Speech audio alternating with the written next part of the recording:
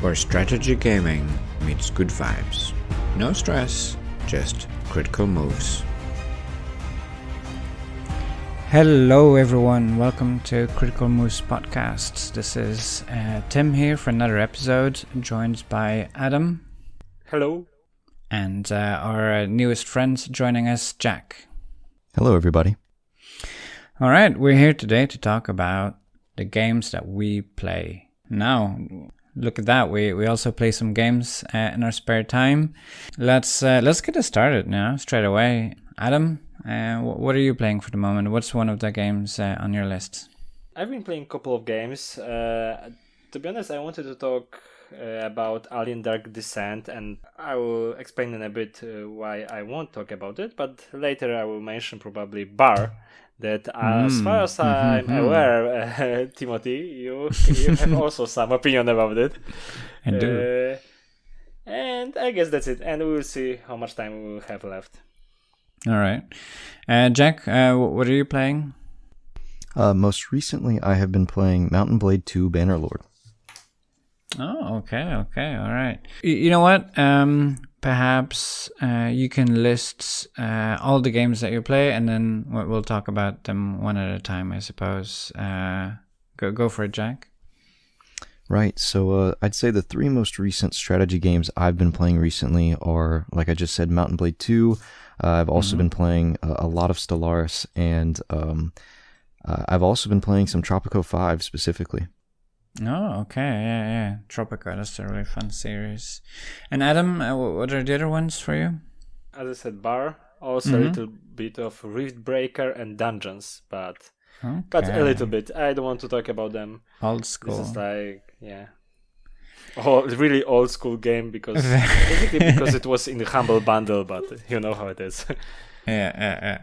All right, so for me, I play Star Sector recently quite a bit, also Victoria 3, and I also play a Bar. That is beyond all reason for anyone not in the know yet about the greatest RTS game out there at the moment.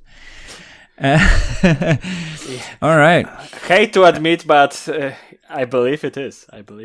Jack, you said Mountain Blades. It is not a strict, straight-up strategy game, but there is quite a bit of strategy involved in it, I would say. Wouldn't you? Yeah, I would. I get how you'd probably consider it more of a simulation.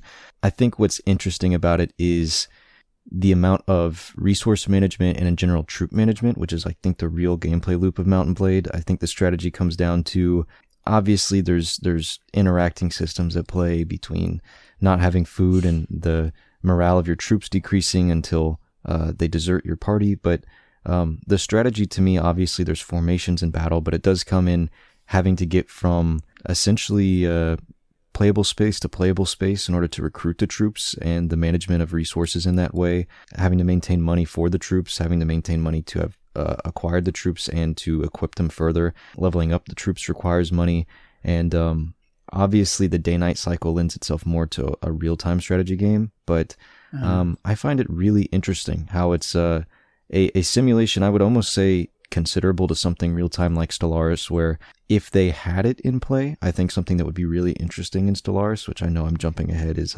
the kind of the crossover. If a ship had if a ship reached you within space and they had interacted with you the same way Raiders or a party does in Mountain Blade. But I think that is something that is at least unique to me and why I would consider it a strategy game. That's super funny that you say it like, this is not scripted at all, but like that you say it exactly like that, because if you would take Mountain Blades and you put it into space, do you know what you get? You get Star Sector, which is exactly the game that I've been playing. Right. Have you guys played Star Sector? I wish I would play it. It's exactly like Mountain Blade. Like, you are this one dude, you're flying around, there's this big world with all these different factions and so on. And instead of a horse, you have a spaceship, obviously. And you can start off by just trading, by going around. You can fight pirates to claim rewards. You can be a pirate yourself if you so like. And then eventually you can start up your own planets and make buildings there and so on. Exactly like Mount and Blade, but in space, yeah. And it's actually really fun. The combat also is really fun. The combat is also similarly like Mount and Blade, where you send your ships, but you control your own ship. Is it like X4? Because there's also like a sim game that you can basically like you start as a single ship, then you can have a fleet and so on. Are you aware of this game? No, but it's the same concept, yeah. And there was also a game like Space Rangers or something like that. Yeah, looks nice. I wish I would play it, but it seems to me like it is kind of in the sphere of this really advanced and deep game. Is it, or is it more like you can basically start and work your way up? Yeah, I mean, there's a lot of interacting systems, and there's a lot to know, especially once you start to have your own faction, you know, with your own planets and colonies that you have to grow, and there's like a whole economy system behind it. And that's not very accessible in the beginning, but for the most part of the game, what you're playing with is like installing guns on your spaceships and so on, which is also a lot of fun. You can customize your spaceships quite a lot, and that's nice. A bit like your armor and stuff in Mount and Blade. So would you tell? So do I need to watch 1 hour YouTube tutorial in order to grasp the game, or I can simply start playing it and it would be cool? 20-minute tutorial. 20 maybe 20 minutes. Yeah, that would be good. So simply because there's a lot to know that you wouldn't know immediately. Like some, you can put your sensors on or off. You can go into dark mode to try to evade enemies and so on, and that's not immediately obvious in the beginning. And then you can like lose all your fuel, and then you get sucked into a black hole and so on. So that's things that can happen. And how is the UI of the game? Because no, it's pretty good. It's just not always very clear. For example, when you produce things, you produce fuel, for example, and you see that you produce 5 amounts of fuel, and it's not clear that you can trade any amounts of that. Oh, okay, it's getting a bit too complex to explain it, so let's move on. Adam, you have a couple of games that you're playing at the moment. Yeah. How do you decide which one you play? Is it like in your mood? Is it like, oh, I only have half an hour, so I'm going to play this one, or I have more time, so I'm going to play that one? Good question. So basically, like I'm, let's say, opportunistic player. So what occurred is that I saw the Humble Choice bundle, and the Alien Dark Descent was the part of it. And I looked at the gameplay, and it occurred to me that it's kind of like RTS, XCOM kind of game, and I started playing it. And what I can say is that have you watched Aliens, guys, the movie? Yeah, of course. Yeah. So when the game starts, you can see like when you see basically space, and you see a spaceship going to the space station, and then the letters are moving in the same way like in the movie, you know, like this. Yeah. They're like being drawn like Alien. And when I saw it, I was like, oh my god, my pants are wet. Like, immediately. Like, this is the point. And I was like, oh, man, I will play this game. I will play the heck out of this game. So I start playing it, and it's cool. It's kind of like RTS, kind of like Commando style. Basically, you control the party of 4 people. It's for me, the most similar game, I would say, is to this kind of game is Warcraft 3. And the map scenarios where you only control the characters. You didn't need to build the base, and you had like, I don't know, 5 heroes, 5 characters you controlled. And basically this game is similar. You control like a group of people. You are not building anything new, but you make a setup for them. Each mission is like starts with kind of XCOM base management a little bit.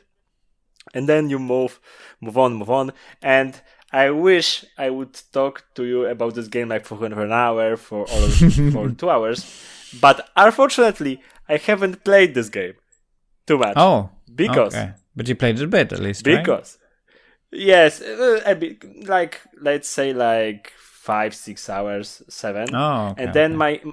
I have a group of friends, and they told me, "Oh, Adam, we should play some multiplayer games." And I told them, "Oh, I heard from Timothy about this game, Bar Beyond All Reason," and OMG, this is such a good game. Like, guys, I'm a casual gamer. For me, like playing multiplayer with other people from all around the world is always a tragic experience. I'm the kind of guy that loses more than half the matches, but this game, wow, it hooked me so much, so much. Like every evening, I'm thinking about this game, and even it got to the point that like we catch with my friends like for half an hour to play just one game, and and go on doing what we've been doing before. Like, it's such a good game. Do you I really play like it. do you play co-op versus the Raptors, or do you play against each other?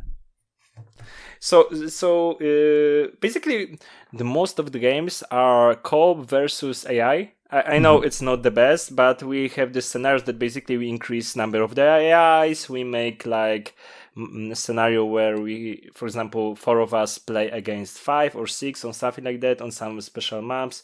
So that's what we are doing. I heard that there is also the kind of like tower defense mode. Yes, am I right? Yeah, Or like yeah. horde mode. Yeah, horde mode, yeah, basically, yeah.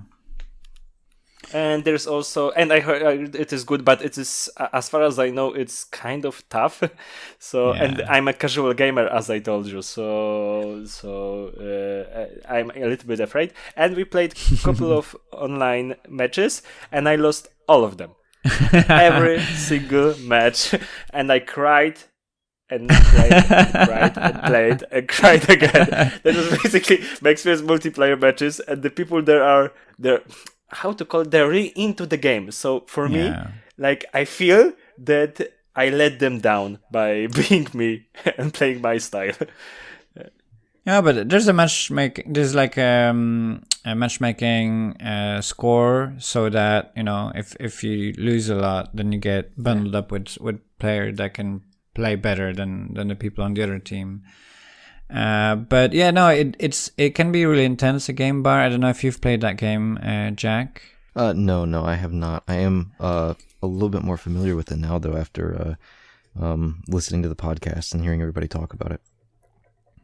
So it is a game that you can sink in a lot of hours because the skill ceiling is just so high. So anyone interested at home in playing a game with a very high skill ceiling where you can pump in huge amount of hours and keep increasing your skill, Beyond All Reason is pretty good. But then it can be quite difficult as a new player indeed, because if you get matched with players that have played a lot, it can get quite tough, as you just experienced, Adam.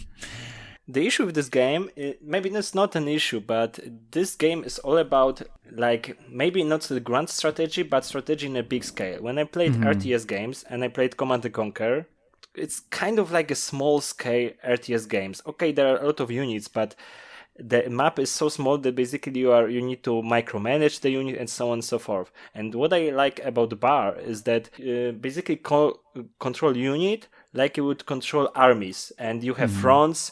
When you zoom out the map, you can see, okay, so this here you have like west front, here we have some, I don't know, smaller scale battles and so on and so forth. We have naval warfare. It's really interesting in that sense. And what I like is that basically while I'm getting older, for me it's harder and harder to keep up with small scale StarCraft / Command & Conquer style RTSs. And because this game has much bigger scale, it's kind of much easier to cope with. Like, you don't need to micromanage so much. Of course, if you do, you are better because you can harass your opponent. But again, and one thing that I want to add is that a couple of episodes ago, you laughed in the end of the episode that I don't like Tempest Rising. That's a good game. That's a good game. But this game, what I really appreciate about this is readability of the interface and the screen. All the time, I can see what is happening when I'm clicking, where are the units, what is the order, the UI and UX is amazing. You can feel that the players who are playing the game basically tinkered it like bit by bit. They created the shortcuts. Like everything is so well designed in terms of interface that I wished, and that's what I'm basically thinking about Tempest Rising. It's a good game, but you could feel that the UX is not so well designed. And here it's amazing. Like guys, you like Timothy. Okay, you know this game better than me, and I guess 90% of people out there. But Jack, for sure, you should play this game. It's really, really good. Oh, it's on my radar. It was basically players who played this game and be like, oh, you know what? It would be nice if the UX would be like that, actually, because, you know, I found, and then they implemented themselves and repeat that over like many years and tons of players, and that's what you get is like everyone contributing a little bit and making something really cool with it. And yeah, I agree with you with the scale of it. It is a much larger scale in terms of strategy. You make broader decisions rather than micro decisions, and you can make mistakes. That's the difference. Yeah. And yeah, no, so if that sounds something fun, it is free and always will be free to try and play, which is really cool, I think. That's also why we tried it. I was like, let's choose the game. Oh, it's free, and everyone tells me it's good, and oh my god, it's so good. Like, really good. Jack, your other games, Stellaris and Tropico 5, very different games from each other. How do you decide which one to play? Well, I think in general, anytime you're dealing with a Paradox game, you kind of have to clear out your schedule for the next week or so in order to start a save. So I'm kind of the opposite end on what you would consider an opportunistic gamer. It comes down to I usually actually choose dedicated time frames to play Tropico more often than Stellaris, because it's actually a game I find relaxing. It's something I can actually sit down and you know someone would love to watch somebody play that game. My fiance loves to watch me play Tropico 5, so it's kind of something that we'd both sit down and do together. Same thing with a game like City Skylines. Those games are just far more approachable in that way, where despite not having to be co-op, it's something I think you can be more like quickly invested in. Stellaris, though, I mean, yeah, I tell my friends and family I'll see them later, and I kind of close the door and lock it on the outside, and I'm just trapped in there and locked in with the empire that I've built for the next month or so. And it's fun. Tropico is like a very fun game, like fun focused. It doesn't take itself too seriously. You can play it as casual as you feel like. But then Stellaris, it's serious stuff, right? Yeah, I mean, there are varying ways in which people would go about it. I'm not the kind of person who spends a ton of time articulating the entire history of my empire into a notepad within the game before I even hit the launch button. I'm kind of, sometimes I simply just like to choose a pre-selected empire, which I think a lot of people would like to, burn me at the stake for, but I don't mind some of the things. Yeah. I don't mind some of the things that Paradox has done to pre-establish empires. There's some that I've pre-built that I'll rotate between. It comes down to which DLCs, and generally, like I said, I kind of like to pace myself on content. So, my runs in Stellaris, from a lot of people, probably, they rotate between when the newest DLC drops and they want to start a new run. For me, I don't have all the DLCs for Stellaris, so I take my time to pick and choose which ones I want to invest myself into, because I also, as much as I think they're all essential for the best possible experience within the game, I like to pace myself on which ones I think are a necessity for the run in which I'm trying to, like the growth of the game for me. But I find it a bit odd with Stellaris that, it's such a huge time investment, and there's so many options that you want to explore, and like, I want to try this kind of empire, but then every time you fall back on the early game, and you play the early game like so many times, but then you don't see the end game as much. Right.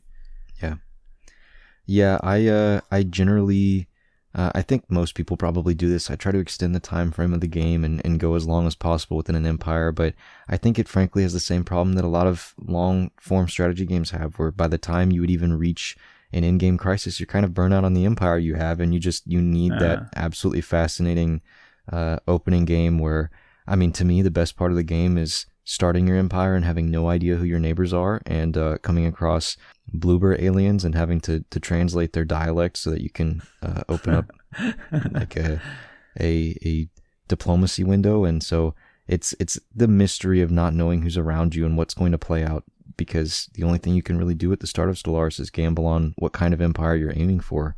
But I mean, I agree, it's difficult to see through those games, and it becomes pretty monotonous having to replay the same opening, because after a while I'm like, I know I have Delta aliens nearby, but I mean, genuinely, I would love to. I can't actually say that I've encountered every in-game crisis, because it's just difficult to reach the end of the save.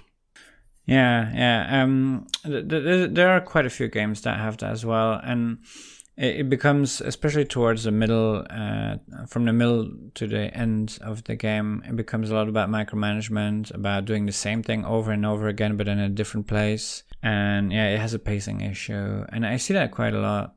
For example, Distant Worlds 2 has a similar thing. It's a very similar kind of game, but after some time, like, okay, now you're big, you've expanded to your natural area, and then now the war with your neighbors gets quite repetitive and old. I'm not sure how they would need to fix that for me to enjoy it, but it would need to shift gears, like almost making a second game and gluing that into the half of the game, like with different mechanics or something. I don't know. I haven't been playing Stellaris for quite a while, but as far as I remember, at some point of the game you can automate a couple of like sections of your empire, like management stuff. Am I right? Yeah, that is true. You can choose individual sectors to automate and assign governors to them. It kind of becomes an issue that I think exists in a lot of strategy games, though, where anytime let's say you impose your another empire. If you absorb that empire into yours, if you assign subsectors within your empire, you just watch your resources immediately go into the red, and you're not understanding what mathematics are playing on behind the scenes. So it is a gamble. Obviously, there's probably mathematicians that are playing this game far better than I am, but that is true. You can automate those things. And in regards to what you were just saying, I do think that Stellaris could probably succeed in beefing up the middle game and the gameplay loop to incentivize reaching that point and finishing a save by having their DLCs, their future content expansions, answer more systemic issues that exist at that point. I think that, like we've been talking about, there becomes a monotony or a tedium to the same gameplay loops after you reach a very clear, definitive like exploration stage at the start, and then there's just hundreds of years of combat and expansion, where so much of the game is just time passing with you trying to acquire new planets and technology. If they could build systems where we could take our eyes away from any of the numbers for a while and enjoy doing more in-depth diplomacy or literally anything in that regards, I think it would help. I know they try to answer those things, or at least try to spruce up the simulation, the sandbox aspect of it. Like they've recently added in essentially like solar storms that pass through areas and affect the resource management of those sectors of the galaxy, which is interesting, but it doesn't answer the systemic problems in the middle of being bored talking to your neighbors, because they haven't changed in the past 100 years. What's it called? The Galactic Council, or the thing where you cast votes in? I think that could be maybe worked on, and a focus on diplomacy where you feel like, okay, this really matters, and I'm going to invest a lot of time and effort into a gameplay loop within that Galactic Council, so that once you have your natural borders set up, your only way to play the game is not just expanding your neighbors, but having some active part in that diplomacy. I think diplomacy is something that's very, very under made in most strategy games. I think diplomacy could be made a lot more fun if like there was a proper focus on it. But could you think could you think of a single game that have done it well, like diplomacy? In my opinion, diplomacy always is kind of like a math, like pulling the string kind of game, that like two teams basically, like you pull the opponent to like you, and someone pulls this opponent to like you, and so on and so forth.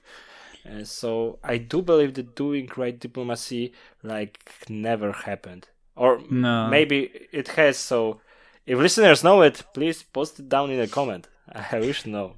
Yeah, usually it's like you push a button that says improve relations, and then you press that button, and then that's your diplomacy. Wow. Number go up. Good. And usually it's like you do diplomacy only to achieve the goal, and if you don't have a goal in it, so for example, in order to trade some resources, you basically like leave it alone, it plays out however it plays out. You basically don't care about it. Okay, so if I have to think of an example, a game I've mentioned earlier, Suzerain, it's almost like a text-based RPG game, but you're the president of a country. So there's it's also extremely strategic, since there's also resource management. There's also some strategic elements to it. But there you do have diplomacy, and that's like really well fleshed out, because I mean, okay, the game is about talking with people, and then you have dialogue options. So that probably would not fit within Stellaris. But their diplomacy, it's clever. You have to take information about the other countries, take in considerations, their alliances and rivalries from the other countries. And then you have to basically make the right decisions based off of that information, and that's well done, but obviously that would not fit with most of the games that we otherwise consider strategy games. And Jack, I want to ask you, what is the status of diplomacy? I guess they reworked the system, but how does it work right now in Stellaris? I can't necessarily speak on what they might have most recently changed in the biggest mainline game update. I know they're pushing for 4.0 as well, which is they've actually talked about here on the podcast. It's supposed to change the way populations work, and I think they're in general trying to minimize pop-ups. So I think they're trying to streamline it. But from my experience, diplomacy, at least on the build that I've been playing, is it's similar to the way it worked before. There's generally an improve relations button. I know that since launch, they've added in more accessibility, or I guess functionality for envoys that you send between empires, which I do find more fascinating. Having an envoy that can both, you basically choose if your envoys are going to work on meeting new empires, translating their dialect, and basically being what you would imagine in your headcanon is pulling the weight on an introduction of galactic powers. And then you can also just send them to improve relations. But I do think that across the updates that they've made over time, it's more interesting. I think it's just more of what we've all encountered. Empires in general and Stellaris are, their relations are going to be based on trade value. It's going to be based on proximity, the type of empires that you have just naturally conflicting within the programmed engines, engine capabilities of the game, like the systems at play of a overly religious, zealous empire next to a materialist empire is always going to conflict. And then similarly, I actually think the best aspects of diplomacy in the game occur on the one-off empires that exist. There are the like the galactic commerce embassies and the artisan troops that you can interact with, and they have some of those interesting diplomacy actions within the game. Some of the more intriguing interactions that you can have are with the roaming marauder clans that exist only shipborne within space. Those are just far more interesting interactions, and diplomacy with more independent characters like the Shroud that you can interact with as a psionic ascendant empire, those that essentially transcend our reality, our dimension, and experience things. Stellaris is always at its best when it's interacting with the most general yet intriguing aspects of sci-fi, and so their diplomacy suffers because I think it's the only part of the game where they are under conditions to not, they're basically constrained to not be able to offer you the most amount of interesting science fiction flavor within the game. I mean, everything you interact with as a pop-up is a novel on its own, or an interesting premise for a science fiction game you could pitch to a AAA studio. But the moment you start interacting with an empire for diplomacy, it has to be as generic as possible to entertain any ideas for whatever that randomized empire is.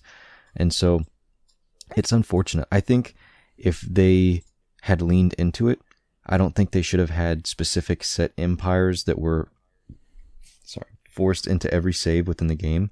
But the pre-constructed empires that Paradox launches with or come out of the box, I think should have had very specific flavor and lore, so that as you interact with them, even if it's your 1000th time playing Stellaris, interacting with a specific empire with Paradox chosen lore would give you interesting dialogue options, especially as they added to that across updates. I mean, they don't have to be voiced, so I think it'd be easy to add content to. Yeah, because it can be overwhelming to check, okay, this race now, what are they like? Oh, they're more like this and more like that. And then you have to do that with every single race. And then at some point you're like, okay, yeah, whatever, this is just a race. And you don't see for the fullness of what they are because it's too much to take in. But yeah, I see what you mean. If they were more sets, you'd be like, oh yeah, these ones, I remember these ones, they have this and this and this and this. Yeah. And it's interesting actually because one game on my list is Victoria 3, another Paradox game. And the way I enjoy it is with a bunch of friends and playing online. And we each pick nations and stuff. I wouldn't necessarily want to do that with Stellaris, I don't think. I don't think I would want to play Stellaris with a bunch of friends. Maybe I should, but Victoria 3 does like a lot of fun. There's like a lot more diplomacy related stuff, I feel like, in Victoria 3, even though it has a improve relations button. But I quite like it, and I like Victoria 3 in general. Have you guys played Victoria 3? Yeah, I've played it and it's really good. I wish I played it more. But back to this scale you told, like this, you wouldn't play a multiplayer game in Stellaris. The thing is, I guess that Paradox games could be separated into two different genres, let's say it. Like kind of fast-paced grand strategy games, and Victoria 3, Curse of Iron are this kind of games. And like the big build-up kind of empire designing stuff, and I would say Stellaris, Europa Universalis, and Crusader Kings are this kind of game.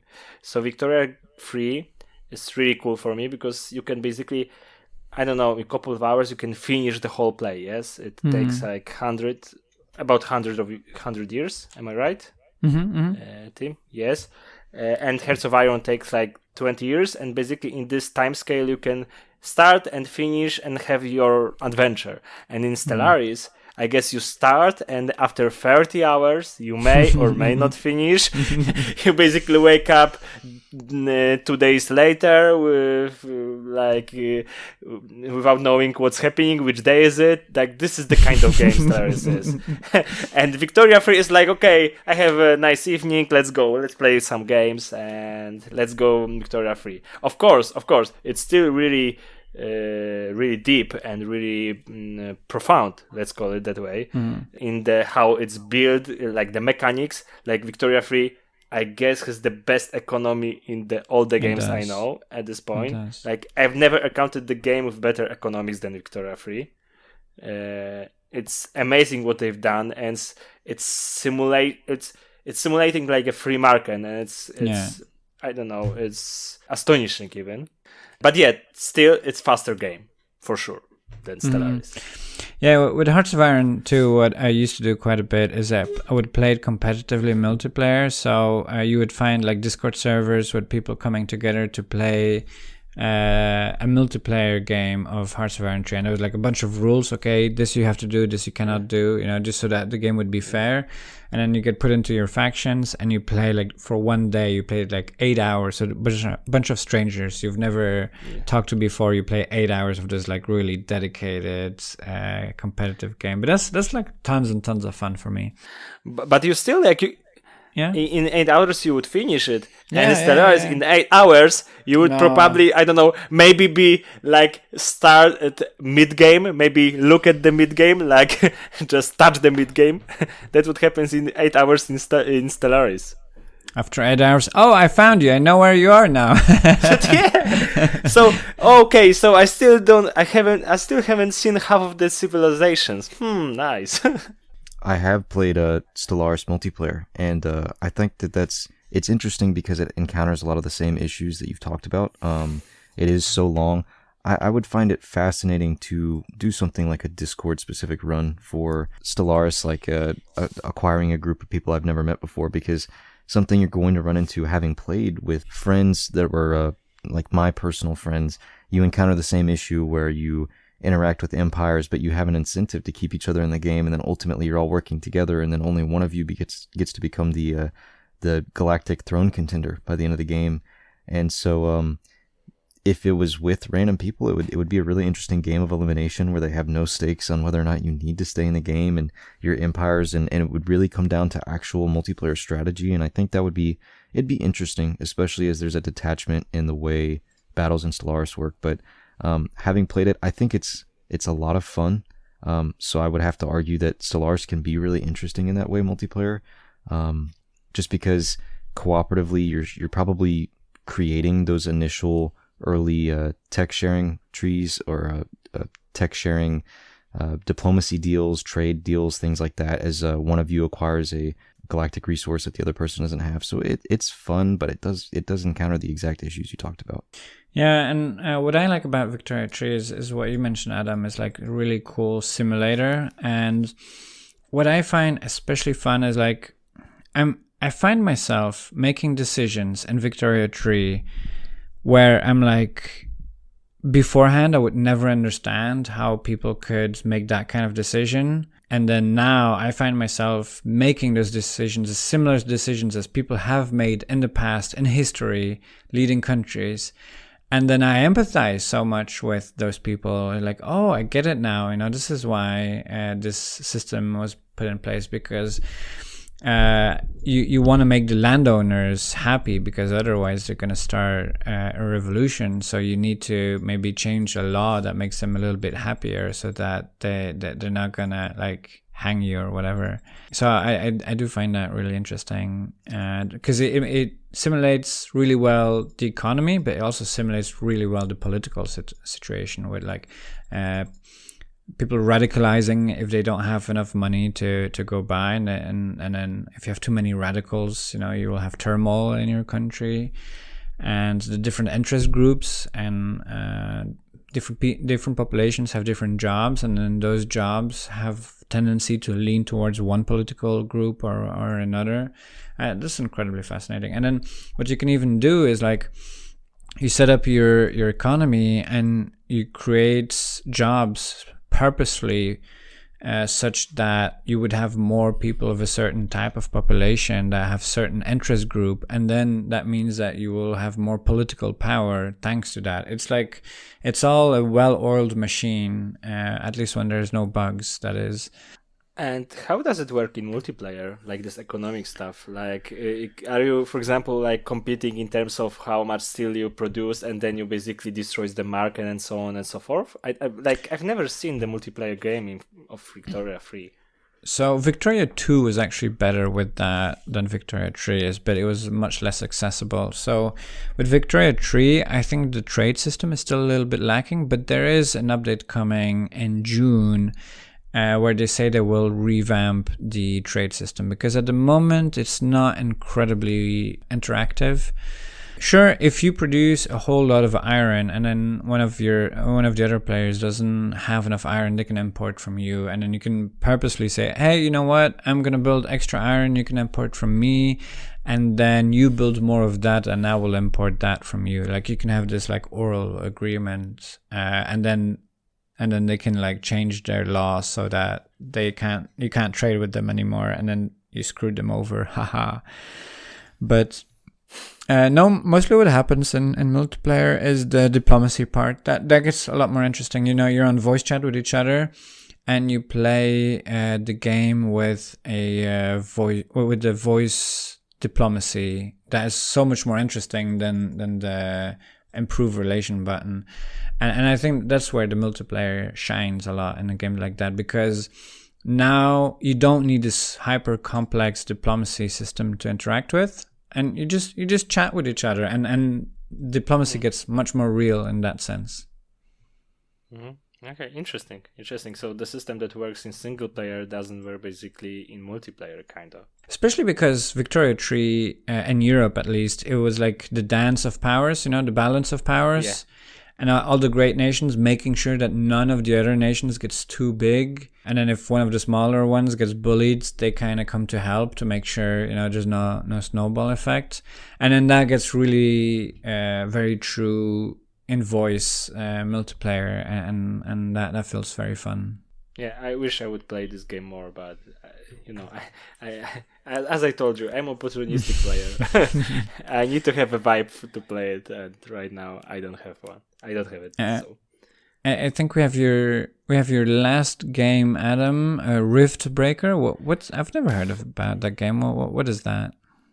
Okay, so basically it's tower defense / twin stick shooter game. And this was created by a Polish company, as far as I know, and it is basically you land on the planet, and there are a bunch of animals attacking your base, and you develop your base, you develop technology in order to expand and explore, and so on and so forth. I didn't have a chance to tell you guys that basically, 10 years ago, I was a huge fan of tower defense games. Like on my phone, I played each one of them, and I loved the genre. Like it was basically my main field that I was interested in terms of computer games. But today, like I don't play them much, and I try to play Rift Breaker, and I don't know if you know this feeling that you start playing game and you feel that you should like it because it has everything that you love, but after an hour you're like, I don't want to play it anymore. And this is the issue with this game. Yeah, I don't know why. I tried to play it 3 times. For example, it happened to me also with Hearts of Iron 4, but after the 3rd or 4th time, I basically it grasped me and I played 200 more hours because I liked it so much. But in this game, it has really cool tower defense mechanics. It has good UI. It has good tech tree. It has really good campaign. But I don't know. Like I tried to play it again, and again, I wanted to talk more about it during the podcast. But first of all, Alien Dark Descent is much better game, and second of all, Beyond All Reason is amazing game. So that's why I stopped playing it. So yeah, but if you are a fan of tower defense games, you should play it. You should at least try it, and it can be pretty cheap during the sales. So why not? All right. Then maybe a last question for you guys. Is there a game that is in your view that you're thinking, oh, maybe I'm going to play this next, or like soon I might pick this up? Jack? I'm really interested in Paradox's other game, Age of Wonders. I believe the 4th one just came out. I'm pretty intrigued by the concept of that one, and I do want to hop into Age of Wonders. I haven't played enough other Paradox games, so I think that's my next pickup. Nice. Adam? I want to try Sins of Solar Empire 2. I heard lots about these games. I saw on Reddit like lots of posts praising the game, that it's so good. But again, I'm looking for a sale right now or something like that. I think I might try another run of Baldur's Gate 3 actually. There's been another update, and I might build up courage to play another whole session of that. Have you played it with friends? Or yeah. Solo? I played it with 2, and that was a lot of fun. And then I played it solo as well. I'm not sure which I prefer. They're very different experiences, but yeah. I have a question for Jack though, because I forgot to ask you earlier. Why Tropico 5, not 6, not 4? Like exactly the 5 is the entry you play. So I actually got Tropico 5 through some promotion before. So it's honestly, the answer is just that it was most accessible to me. But after looking to upgrade, I think I just realized that Tropico 6, even though it had DLCs, it didn't, at least at the forefront, add enough to incentivize me upgrading. All right. Okay. Oh, and by the way, since we're here at the end of the episode, Jack, our newest member here at Critical Moves, do you want to perhaps introduce yourself a little bit to the listeners at home? Who are you? What would you like? Where do you come from? Sure. So I am Jack. I'm really happy to be the newest member of Critical Moves.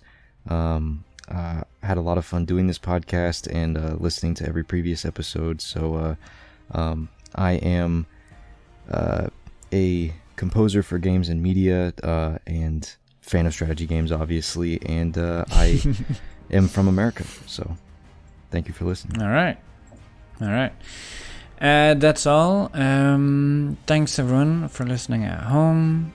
All right. Any last words? Any plugins you want to do? Some promotion you want to send to the listeners at home? A website? Oh, sure. If any gracious listeners like music, they can find me at www.dryexpression.com with no spaces or anything in there, and you'll find almost my full portfolio of music. Lovely. Thank you very much. Thanks again. Thanks for joining us, guys. And see you next time. Bye. See you.